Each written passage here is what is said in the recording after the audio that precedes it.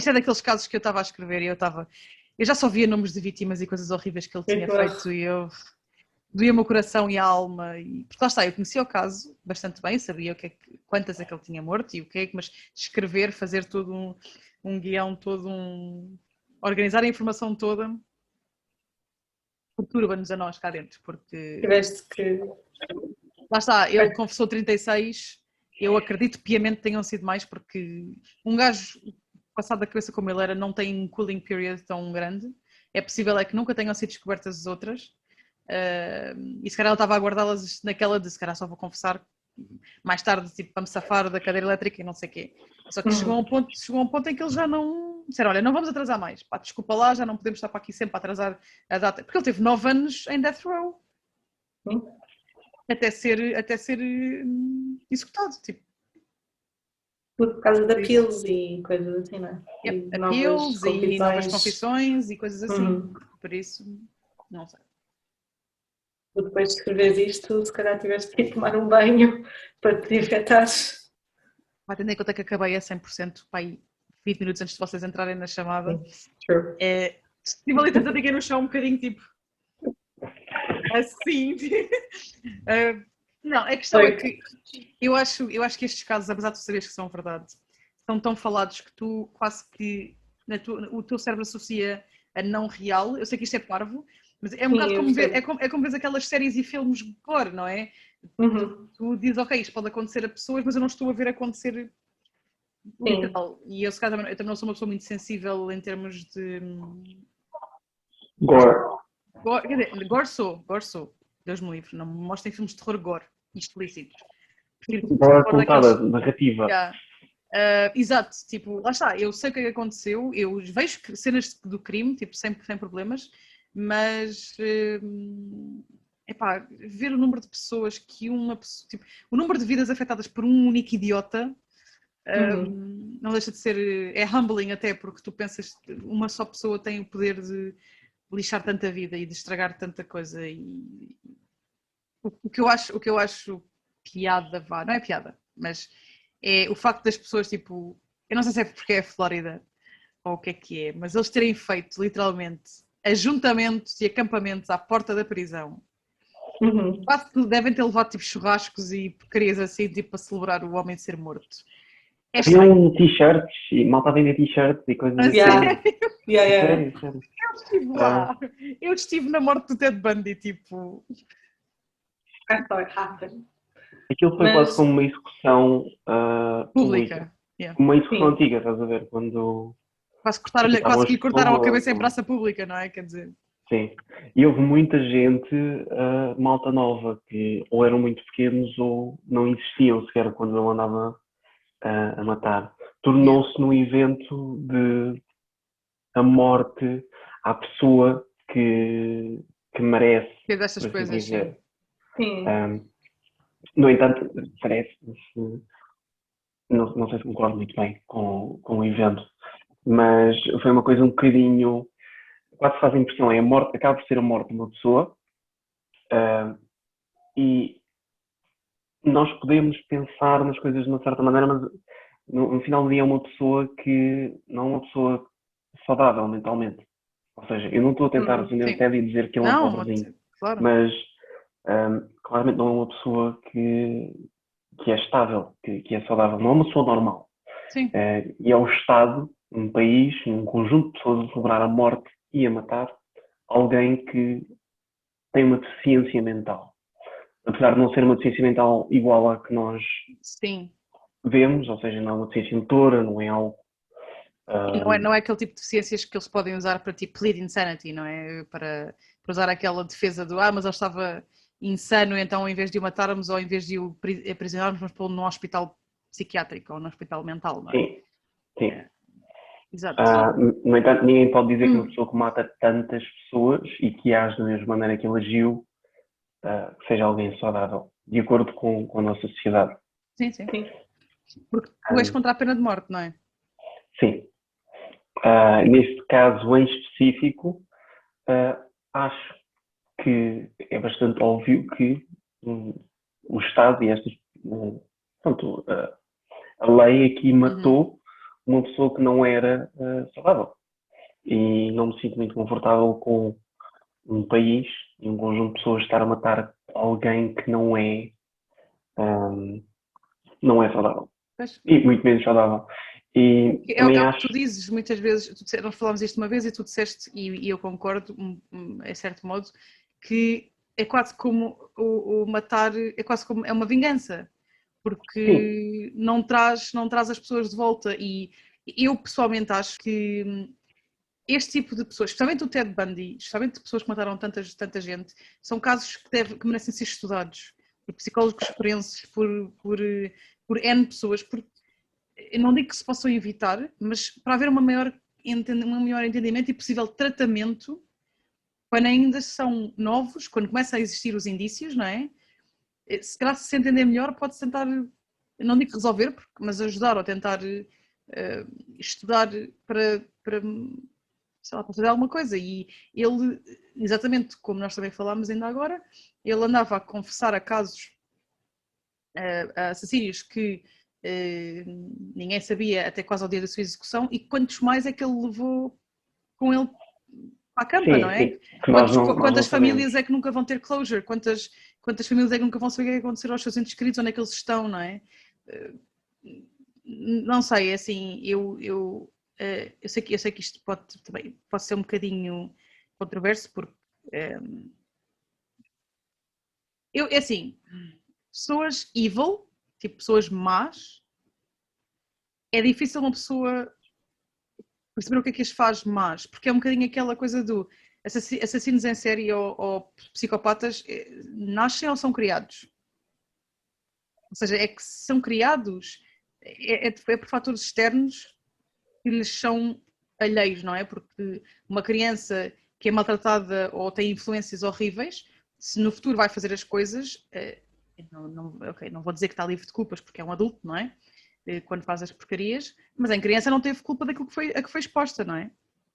Portanto, eu costumo dizer que eu tenho pena das crianças, de quem eles são em crianças, e depois quando eles são adultos já não tenho pena, já tenho raiva, ressentimento e Mas tudo, é mas possível também que são sejam os crianças. dois verdade. O Tanto nascido e criado, criado. sim. Por exemplo, Sim. o facto de nós termos eventos de pessoas assim ao longo da história, não só numa altura, não é só agora, mas há histórias de assassinos em 1500, 1400, sugere que estatisticamente há sempre de haver um grupo de pessoas sujeito, ou seja, não a nascer um assassino, mas pelo menos alguém que tem Mais que predisposição. é propício a desenvolver Sim. uma personalidade assim. É que É possível que seja verdade. psicopatia e sociopatia é de nascença. Sim. E sendo assim, nós temos que olhar para a situação de maneira aqui. Ok, vamos sempre ter assassinos, vamos sempre ter pessoas a fazerem coisas más. Como é que nós, na sociedade, queremos tratar estas pessoas ou como é que nós queremos integrá-las na sociedade, expulsá-las da sociedade? A pena de morte é uma forma de expulsão da sociedade permanente, que também é uma forma de vingança.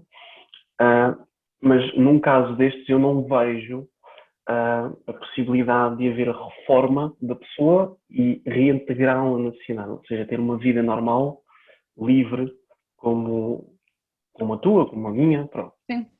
Mas penso que a morte, a condenação à morte é algo que um governo não deveria poder fazer, porque vem da fonte de vingança e estes casos de pessoas podem ser estudados, podem revelar certas coisas em relação à natureza humana que nós não conhecemos. Podemos estudar o cérebro de pessoas que são capazes de cometer estes atos, pode-nos dar informação, mas nem a vir daí, simplesmente pelo facto de que nós podíamos criar, a partir do ponto em que temos a prisão de pessoas que são excluídas da nossa sociedade e, no entanto, fazem coisas dentro da prisão, às vezes com a intenção de reabilitar as pessoas que não voltarem a ser introduzidas, podíamos ter um sítio, como nos Estados Unidos tem pessoas que ficam presas a vida toda. No entanto, estas pessoas não estão a criar nem a dar nada de volta à sociedade. Acabam por ser um encargo. O que eu poria, se é possível, limitar a liberdade destas pessoas, ou seja, de maneira a ficarem sob vigilância, de maneira a nós conseguirmos fazer com que elas não voltem a cometer estes atos, mas de uma forma não tão radical quanto a prisão e com um sistema que os permite darem, ou seja, qualquer coisa de valor à sociedade.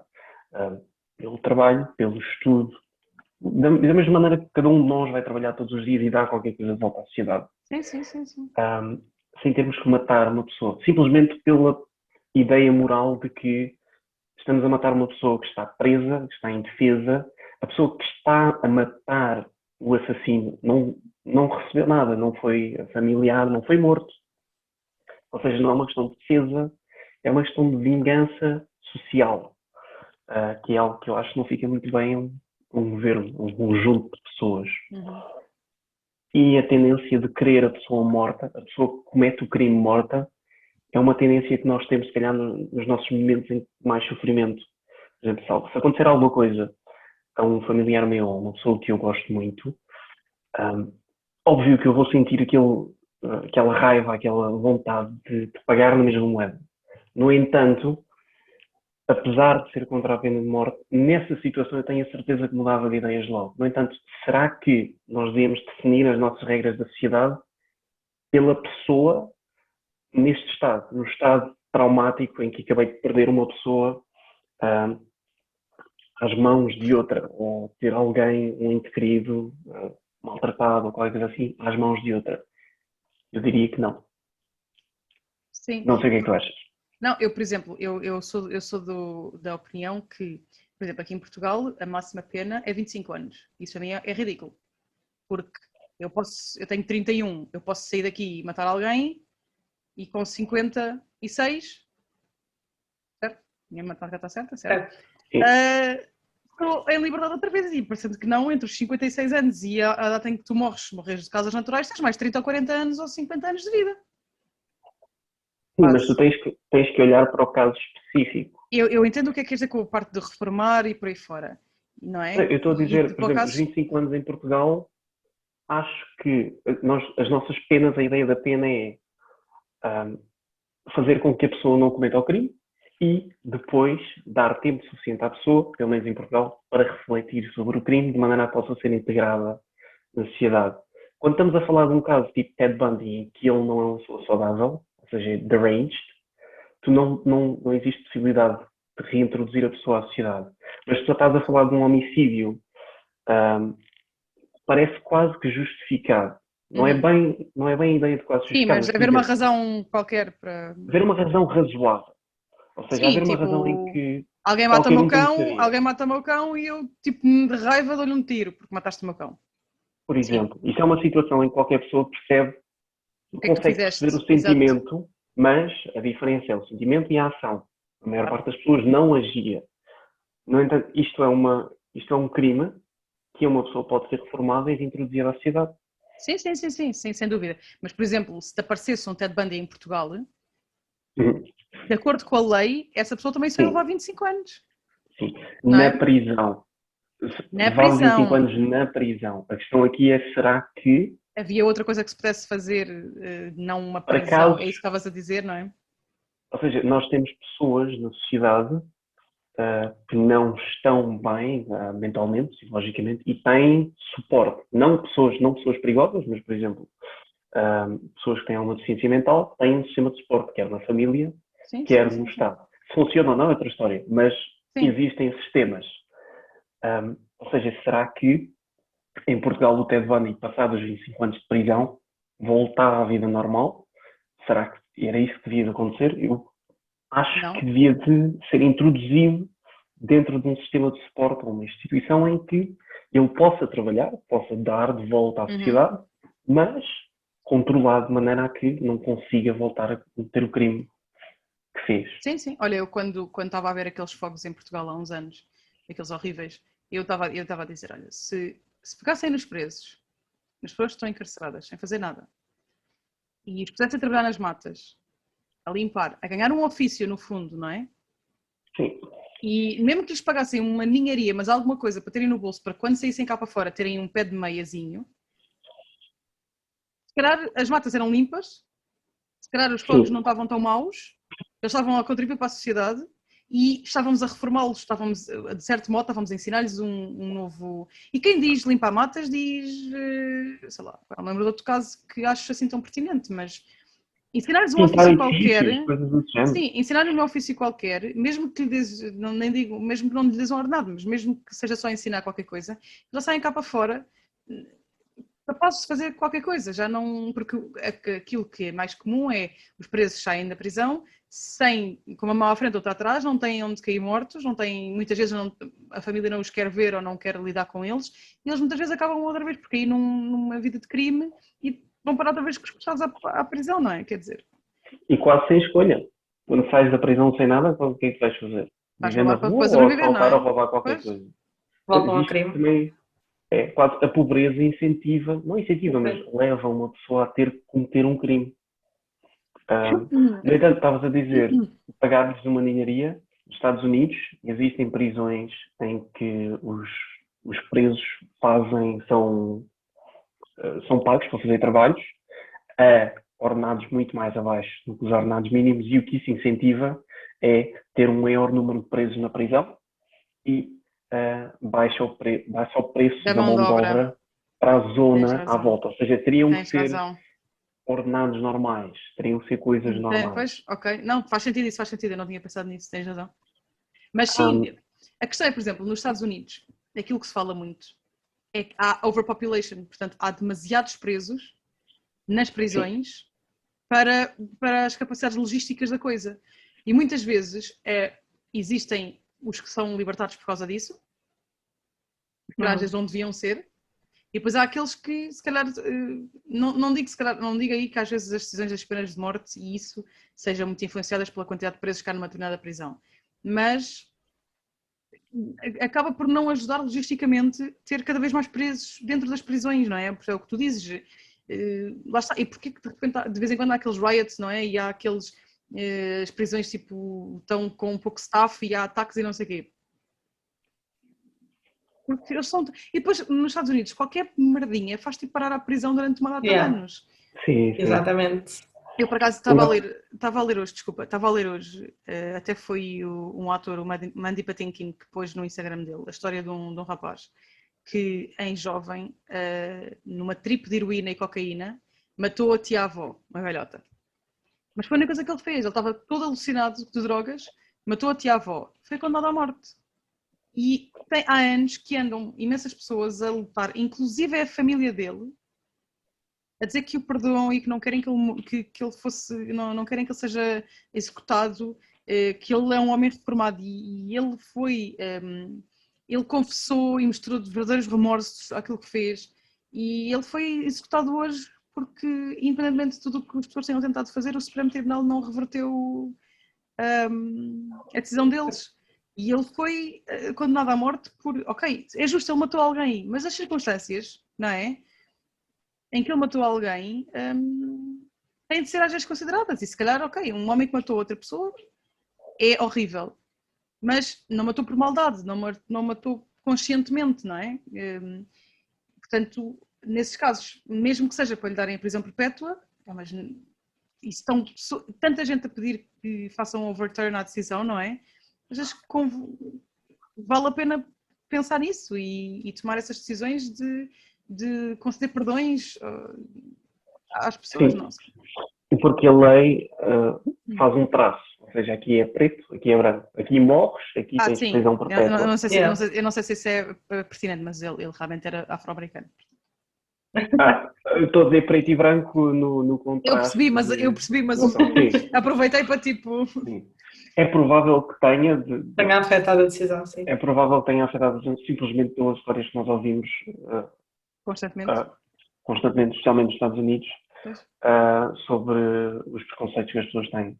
Mas o que eu estou a dizer é, a lei quase que não permite que haja um nuance em certos casos. E a vida, muitas das vezes, não é em preto e branco. Tem nuance. Exato. Mas é aí que vem o trabalho do juiz e do julgamento, supostamente. A pena de morte também faz uma coisa que é uma solução permanente. E muitas das vezes Já todos nós sabemos casos de pessoas que foram condenadas à prisão injustamente. Há casos de pessoas que foram mortas e um dia mais tarde foi descoberto que eram inocentes. E a partir do momento em que temos um sistema que não é 100% válido e que nunca irá ser 100% válido, acho que não podemos ter uma solução que é 100% definitiva.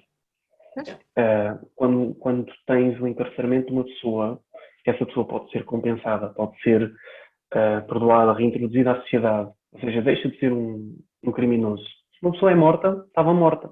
Exato. E nenhum de nós quer um dia ser apanhado ou ser apanhado numa situação que parece suspeita e acabar por ser condenado à morte. Também não queremos voltar à prisão, mas eu preferia estar na prisão X anos e depois conseguir provar que sou inocente do que ser morto. Sim. Exato. Lá está. Para mim, as defesas sempre, pelo menos destes casos muito específicos dos assassinos em série e pessoas altamente perturbadas, a minha grande defesa contra a pena de morte sempre foi a capacidade de estudo. Mas claro, isso depois há muitos outros fatores, exatamente como tu dizes, e acaba se calhar por ser mais fácil e mais barato eles sentenciarem alguém à pena de morte do que mantê-los vivos e alimentados na pena. Mas a questão é essa, eu por acaso não sei muito bem. Já foi dito muitas vezes de que é mais caro. O dinheiro todo que é gasto na execução e nos appeals ou no processo que leva depois mesmo à morte da pessoa e às vezes até depois da morte, que vai ser muito mais caro. Nos Estados Unidos é qualquer coisa tipo, custa 10 vezes mais condenar alguém à morte do que mantê-lo a vida na prisão. E depois existe o facto de que há pessoas que ficam em death row anos. 9 anos eu acho que não é pouco tempo. 9 anos eu acho que é pouco tempo de terem ficado. Há pessoas que ficam 20 e tal anos, sim. Ou seja, o custo acaba por não ser algo muito... Não é um grande fator. Não é grande não ser relevante, sim. Pois. Mas sim, são essas opções em relação à pena de morte. Nós não temos em Portugal, ainda bem. Não porque eu planejo fazer alguma coisa má. Mas... Não, até porque não podes estar na União Europeia se tiveres a pena de morte. É uma das coisas da União Europeia mesmo. Não sabia. Acho que não tem um fundamento moral. Sim. A partir do momento em que temos uma sociedade desenvolvida e que nos preocupamos com a moralidade das nossas ações, matar alguém nunca é uma solução. E uma morte nunca é uma coisa a ser celebrada. Independentemente de ter sido uma pessoa que matou um monte de pessoas. Sim, a cena do irem celebrar para a porta. Lá está. Uma coisa que eu reparo que é muito comum na maior parte dos serial killers muito conhecidos, isto falando num Bundy, num Manson, num Richard Ramirez, num Jeffrey Dahmer ou num John Wayne Gacy, uma coisa em comum com esta gente é que tiveram todos uma infância horrorosa, e eu quando digo horrorosa foi abusos de uma maneira horrível, abusos sexuais, abusos físicos, abusos mentais, muitos deles tiveram traumas na cabeça, muitos tiveram, ou caíram, bateram com a cabeça no chão, ou alguém lhes deu uma pancada na cabeça com muita força, tiveram traumatismos, tiveram contusões, e isso acaba por ser muitas vezes também um fator comum nestes casos todos. E isto lá está, volta outra vez aquela discussão de se os psicopatas são... Eu nem digo psicopatas, porque psicopata e sociopata normalmente é de nascença. Mas os assassinos ou serial killers são de nascença ou são criados. E, por exemplo, lá está, olha o Ted Bundy. Ok, nasceu... Era um bastardo. Era um bastardo. O avô era horroroso, não é? E viu a dominar a avó. E ele idolatrava o avô. E depois, quando finalmente teve uma infância estável, com a mãe e o padrasto e os irmãos, ele já não se reinseriu, não é? Não era aquilo, ele queria era o avô. E depois, exatamente. A maneira como o avô era, acabou por influenciar a maneira como ele tratou as pessoas no futuro, não é? Exato. Sim. Eu acho que ele nos seus anos formativos, que é quando tu estás a aprender o que é o O mundo à certo tua e o volta, errado, não é? o certo e o errado, moralidade, aprender a falar, etc, etc. O facto de ele foi exposto a uma pessoa que potencialmente, não potencialmente não, mas agredia a avó, potencialmente violou a filha, ele mostrava Mandou a uma filha pelas dominância, escadas. mandou outra filha pelas escadas, ele via um homem que tinha uma dominância violenta sobre as mulheres na vida dele e se calhar sobre ele, não sei, não tenho a certeza. E se calhar isso também Influência? modificou o cérebro Pois. dele, ao ponto dele ver as mulheres como algo a ser dominado. É Não possível, sei. é possível e é muito capaz. Porque, lá está, a não ser que tu nasças já com uma, isto é a minha opinião, a não ser que nasças já com uma perturbação mental ao ponto de não, muito, mesmo que te expliquem, tu não percebes o certo e o errado, não sentires remorsos, não sentires empatia, não sentires emoções, a não ser que nasças já assim, para mim foste criado assim. Alguém te fez alguma coisa que te tornou nisto. E nem tem de ser os pais. Às vezes não tem de ser os pais. Muita gente põe as culpas só nos pais e às vezes há miúdos que aprendem merdas na escola e apanham a influência de amigos e apanham a influência de pessoas mais velhas. Nem sempre é só os pais, mas muitos destes casos às vezes é. Especialmente antigamente, que havia uma ideia tão formatada de como é que um homem devia ser ou como é que uma mulher devia ser. Porque o homem é que manda e a mulher está em casa e cala-se e não fala. E isso eram porcarias que mal ou bem ficavam na cabeça das pessoas. Mesmo antigamente, mesmo que tu tivesses aquela coisa de, mesmo que tivesses um pai e uma mãe equilibrados, que o pai dizia, não, tens de respeitar as mulheres todas, mas mesmo assim, as mulheres não podiam trabalhar, os homens é que iam trabalhar. Mesmo quando tinhas pais com cabeça e que sabiam educar como deve ser, a sociedade mostrava-te uma faceta diferente, não é? E tu ainda hoje vês repercussões disso na nossa Sem sociedade. dúvida, sem dúvida. Então, onde é que vem o sexismo e o machismo todo que está inerente na nossa sociedade? Exato. Infelizmente ainda não desapareceu dos últimos 50, 70, 80 anos, não é? E não vai desaparecer tão cedo. Não, não. Eu acho que ele foi exposto a uma versão extrema disso. Exato. Com isso em mente, eu estava a perguntar uma coisa. Se tu nascesses no corpo do Ted Bundy, passasses pelas mesmas experiências que ele, acabavas por fazer a mesma coisa? Ou seja, achas que te ias tornar na mesma pessoa? Essa pergunta é a diferença entre será que a tua experiência forma quem tu és? Ou tu acreditas que tinhas qualquer coisa na tua cabeça que te levava a um caminho diferente?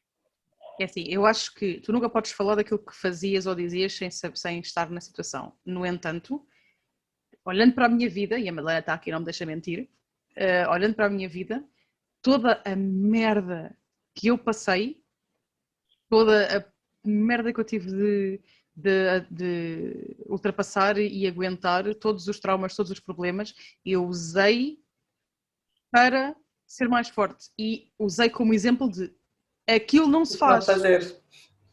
Portanto, desde agressões físicas, abuso mental, abandono, todas essas coisas, é aquilo que me fizeram, eu nunca vou fazer, ou seja, nunca vou fazer alguém conscientemente passar por aquilo que eu passei. Portanto, olhei para o exemplo e disse, vou fazer o contrário. Se tiver de educar uma criança no futuro, eu vou incutir a ideia de isto está errado. Lá está, é um bocadinho por aí, é um bocadinho o facto de, no caso do Ted Bundy, eu acho genuinamente que a infância dele moldou imenso. A rejeição da Diane fez um trigger e criou-lhe ali uma animosidade contra mulheres enorme. Houve ali qualquer raiva, qualquer clique, porque eu acho que ele queria tanto ser alguém de influência, queria tanto ser alguém de poder e com dinheiro, que quando ele arranjou aquela namorada foi, este é o meu bilhete para dentro daquela vida que eu quero. E quando ela acabou, ele de repente, todo o futuro dele desapareceu. Tudo aquilo que ele tinha envisionado para a vida dele desapareceu em fumo, e então ele criou ali um ressentimento, ali uma raiva que foi crescendo, que ele acabou por descarregar. Aliás, ninguém sabe muito bem como é que ele escolheu a primeira vítima, não é? Mas Ou ele nunca Ou te foi falou. impulso, foi planeado. Exato, porque ele entrou em casa de alguém, não é? A primeira vítima ele entrou em casa de alguém, não foi alguém que ele encontrou no meio da rua, deu-lhe uma coisa na cabeça e levou embora, não é? Sim. Portanto, Há muitas coisas que uma pessoa se pode perguntar se foi planeado, se foi impulso, se foi o que é que ele há estava de a ter sido. pensar. Entrar na casa de alguém há de ser sempre minimamente planeado, porque Planeado, sim. tens de ter certeza que não está ninguém em casa, não é? Que tu não vais entrar na janela da pessoa e a pessoa está a dormir, ou está acordada com alguém, não é? Tem de haver um mínimo de preparação prévia. Mas sim, eu por Quase acaso todas as vítimas estavam sozinhas. ia dormir. Apanhava sempre sozinhas. Estavam vulneráveis, logo tem Exato. que haver planeamento. Ou de facto Mais ela ou já ia para sítios menos. públicos e é Mais ou menos, tipo, porque exato, ele foi para sítios públicos com 40 mil testemunhas, não é? Sim, mas ele não as exatamente. atacou nesse sítio público. Nesse sítio, sim. Não, é exato, levou-as para outro sítio. Sim, verdade. mas lá está, mal ou bem, tanto que ele até foi apanhado, ele fez as coisas em sítios com muitas testemunhas, não é? Eu acho que era todas as vezes que ele foi apanhado foi a conduzir. Não é? Voltar a conduzir para o lado. Olha, se ele conduzisse calmamente, se calhar não tinha sido apanhado. Menos da última vez porque o carro realmente foi Era roubado. Sim. Mas o primeiro, tipo, ele foi apanhado numa zona residencial e fugiu. Se não fugisse, se calhar não. Para não. Absolutamente, eu acho que talvez. Não sei. Será que a polícia tinha revistado o carro se ele não fugisse? Talvez não. Provavelmente não. Talvez lhe perguntasse só, o que é que está aqui a fazer? Estou perdido. E ele dava-lhe indicações. Exato, então por aí precisa ir. Preciso ir para tal. Ok, então olha, frente, direita, esquerda, está lá. Segue, não vira. Pronto. Mas se calhar, como ele, medo, começou a fugir. Então, mas está a fugir porquê? Deixa-me lá ver o que é que você tem no seu carro se está a fugir, não é? E acho piada é que às vezes ele era muito. Desculpa. Ele às vezes era muito meticuloso e outras vezes parecia que não tinha pensado em nada. Exato. Ao ponto que eu não percebo como é que ele não foi apanhado mais cedo, porque era tudo assim muito à luz do dia, muito partíssimo de testemunhas, assim, a dar muita cara, a dar o nome verdadeiro dele. Ele começou a ficar cada vez mais confiante. não é? Mais confiante. Eu acho que eu acho que ele achava que era impossível ser apanhado e que se fosse apanhado conseguia provar que era inocente. Pois, eu acho que ele pensou, eu sou tão carismático e tão bem parecido que I can talk my way out of it.